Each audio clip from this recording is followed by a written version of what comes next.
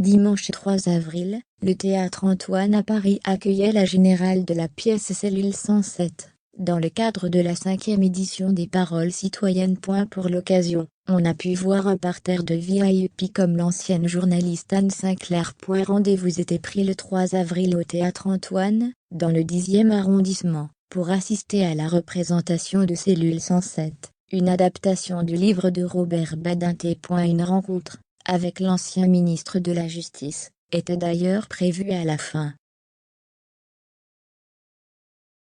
Les spectateurs ont donc pu applaudir la représentation de cette pièce, dont la mise en scène est signée de Denis Podalydé et de Bernard Murat, avec des lumières de Stéphanie Daniel. Sur scène, il fallait notamment retrouver Denis Podalydé, qui a donc une double casquette, ainsi que Benjamin Laverne, Bernard Murat, Maïka Kérim, Axel Carré, Michael Pélissier et Nicolas Verdier.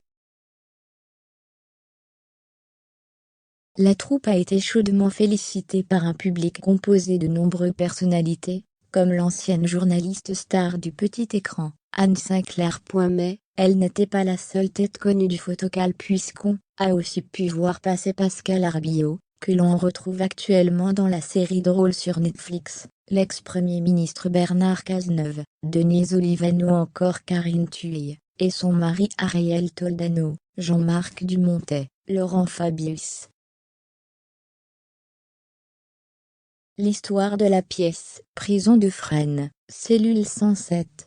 Dans la nuit du 14 au 15 octobre 1945, Pierre Laval, ancien chef du gouvernement de Vichy, condamné à mort par la Haute Cour de justice, en attente d'exécution, reçoit la visite de René Bousquet, ancien chef de la police de Vichy, d'avril 1942 à janvier 1944. Nul ne sait ce qui s'est dit au cours de cet ultime entretien.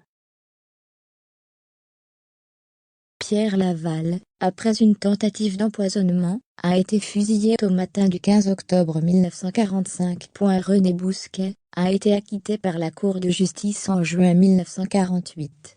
Robert Badinter a imaginé l'ultime dialogue dans la cellule des condamnés à mort entre ces deux hommes, qui collaborèrent chacun à leur niveau avec les dirigeants nazis, mais dont le destin judiciaire fut si différent.